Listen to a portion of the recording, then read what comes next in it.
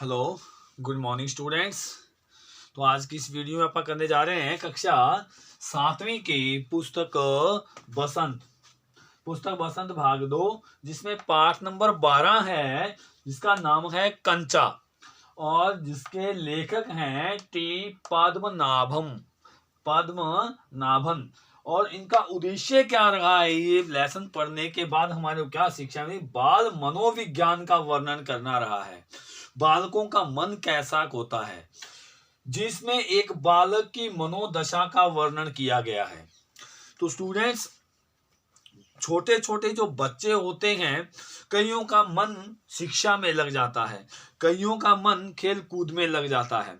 तो वो चाहे वो खेल कूद कर रहे होते हैं तो भी उनके मन में क्या होता है, शिक्षा चल रही होती है, पढ़ाई चल रही होती है। और यदि वो शिक्षा ग्रहण कर, कई बच्चे ऐसे होते हैं जो शिक्षा ग्रहण कर रहे होते हैं, क्लास में होते हैं, लेकिन उनके मन में खेल चल रहा होता है। तो क्या होता है, उनकी बाल मनोदशा का वर्णन किया। एक कहानी है एक अप्पू नाम के बच्चे की। तो ये कहानी मैं आपको पढ़ के सुना देता हूँ और इसके आप बाद में इसके क्वेश्चन आंसर फाइंड कीजिएगा। कंचा नामक कहानी में लेखक श्री टी पद्मनाभम ने बाल मनोवृत्ति और बाल सुलभ चेष्टाओं का अत्यंत रोचक वर्णन किया है। ये कंचा बार बार है। कंचा क्या होता है, जो ये हम गोलियां खेलते हैं, कांच वाली गोलियां, उसे ही क्या बोलते हैं, कंचा। लेखक ने बताया है कि बालक अप्पू कंचे न मिलने पर कितना परेशान रहता है और कंचे मिलने पर कितना खुश हो जाता है। अप्पू स्कूल जाता हुआ कोए और शियार की कहानी में इतना लीन था कि उसे अपने हिलते हुए बस्ते का जरा भी ध्यान नहीं था। कहानी में शियार ने कोए को गाना सुनाने का अनुरोध किया। कोए ने गाना सुनाने के लिए ज्यों ही मुंह खोला, रोटी का टुकड़ा उसके मुंह से नीचे गिर गया। शियार उसको उठाकर भाग गया। अप्पू ने जोर से हंसकर कहा, बुद्धू कौआ।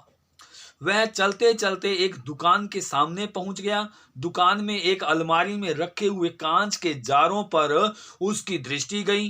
जारों में रखी हुई चॉकलेट, पिपरमेंट और बिस्कुट आदि पर उसका ध्यान नहीं गया।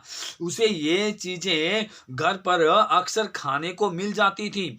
आज उसका ध्यान जार में रखी नई वस्तु पर गया। नई वस्तु क्या थी? अप्पू ने यह वस्तु इससे पहले इस अलमारी में नहीं देखी थी।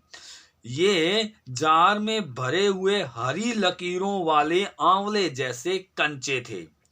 दुकानदार ने इन सुंदर कंचों को दिखाने के लिए ही इनको अलमारी में रखा था। अप्पू ने जब जार को देखा तो उसे लगा कि जार का आकार बड़ा होता जा रहा है और वह भी उसके भीतर समा गया है।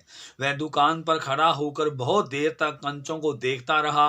वह कंचे खरीदना चाहता था कि स्कूल की घंटी बज गई। वह दौड़कर स्कूल पहुंचा। उस दिन वह अपनी कक्षा में सबसे पीछे बैठा था। उसके सहपाठी रामन, मलिका, अम्मू आदि सब उससे आगे बैठे थे।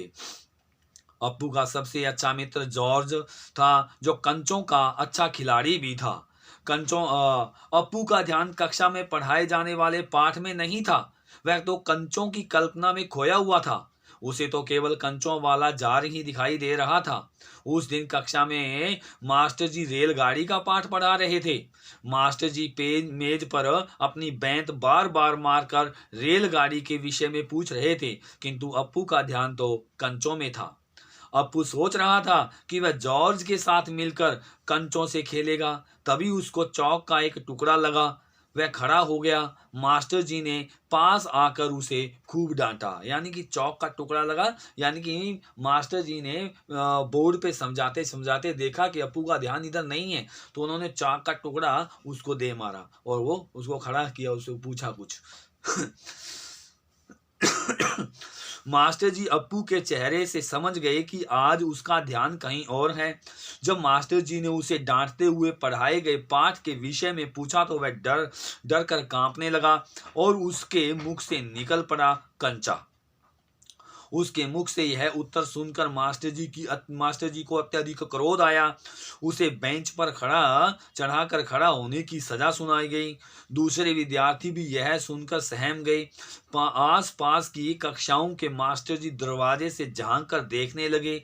सब बच्चे अप्पू का मजाक उड़ाने लगे थे, किंतु वह तो केवल कंचों के विषय में ही सोच रहा था। उसको कोई मतलब नहीं था कि मेरी बेइज्जती हो रही है, मुझको डांटा गया है, मेरी पढ़ाई खराब हो रही है। मतलब उसके मन में सिर्फ कंचे ही बैठ गए थे।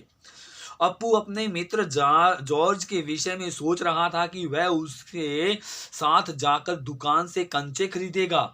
तभी सूचना आई कि सभी बच्चे अपनी अपनी फीस भरने के लिए क्लर्क के पास जाएंगे। सब बच्चों ने क्लर्क के पास जाकर अपनी अपनी फीस भर दी, किंतु अप्पू अब भी बाहर खड़ा कंचों के विषय में सोच रहा था। वह हरी हरी लकीरों वाले सफेद कंचों की कल्पना करने लगा था। घंटी बजने पर सभी बच्चे अपनी अपनी कक्षा में लौट आए। अप्पू ने अपनी फीस नहीं भरी। वह शाम तक इधर उधर घूमता रहा। वह मार्ग में आने वाली दुकान पर जाकर फिर कंचे देखने लगा। दुकानदार के पूछने पर कि उसे कितने कंचे चाहिए, उसने फीस का 1.5 रुपया निकालकर दुकानदार को दे दिया। दुकानदार को आश्चर्य हुआ कि आज तक उससे किसी बच्चे ने इतने पैसे में कंचे नहीं खरीदे थे। अब वो कंचे खरीदना चाहता था। उसको ये क्या पता था कि ये तो फीस है, फीस देनी है, लेकिन उसने वो फीस नहीं दी और कंचे खरीद लिए। उसने सोचा कि उसके साथियों ने उससे कंचे मंगवाए होंगे। उसने 1.5 रुपए के कंचे अप्पू को दे दिए। कंचों को पोटली में बांध कर वह वहां से चल दिया। उसने निश्चय कर लिया था कि वह कंचों की बात किसी को नहीं बताएगा।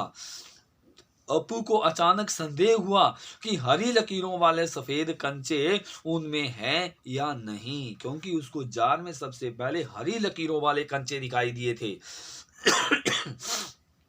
यह देखने के लिए उसने कंचों को पोटली खोलनी चाहिए कि सारे कंचे सड़क पर बिखर गए, नीचे गिर गए। अप्पू अपना बस्ता एक और रखकर उसे उठाने लगा। तभी एक कार का हॉर्न बजा, लेकिन अप्पू कंचे उठाने में ही मस्त था। उसको नहीं पता था कि जो रोड पे है वो इतने इतने ट्रैफिक आ रही है, लेकिन वो कंचे उठाने में मस्त था। ड्राइवर को बहुत गुस्सा आ रहा था। उसने कार रोक दी। अप्पू ने ड्राइवर को कंचा दिखाया। ड्राइवर अप्पू के इस अंदाज को देखकर हंस पड़ा तथा उसका गुस्सा भी शांत हो गया। बच्चे की बाल मनोदशा देख करके वो भी क्या है, हंस पड़ा। उसने तो डांटा, लेकिन उसने कंचा दिखा दिया। अपने सारे कंचे बस्ते में रख कर वह घर की ओर चल दिया। घर पर अप्पू की माँ उसकी चिंता में बैठी थी। उसके बस्ते में इतने सारे कंचे देखकर माँ हैरान हो गई। अप्पू ने बताया कि उसने फीस के पैसों से ये कंचे खरीदे हैं। सच बोला, झूठ भी नहीं बोला। माँ ने उसे पूछा कि अब खेलोगे किसके साथ? यह कहकर अप्पू की माँ रोने लगी। उसकी एक बहन थी, मुन्नी, जो अब इस संसार में नहीं थी। अप्पू ने खुश होकर आंवले जैसे हरी लकीरों वाले सफेद कंचे माँ को दिखाए। उसे खुश देखकर माँ भी हंस पड़ी। तो ये स्टूडेंट्स, ये हमारा लेसन कंप्लीट हो गया है और इसके क्वेश्चन आंसर आप फाइंड करने की कोशिश कीजिएगा। जो भी आपको इसके अंदर से क्वेश्चन नहीं आ रहा है वो मेरे से आप फोन पे पूछ सकते हो। धन्यवाद।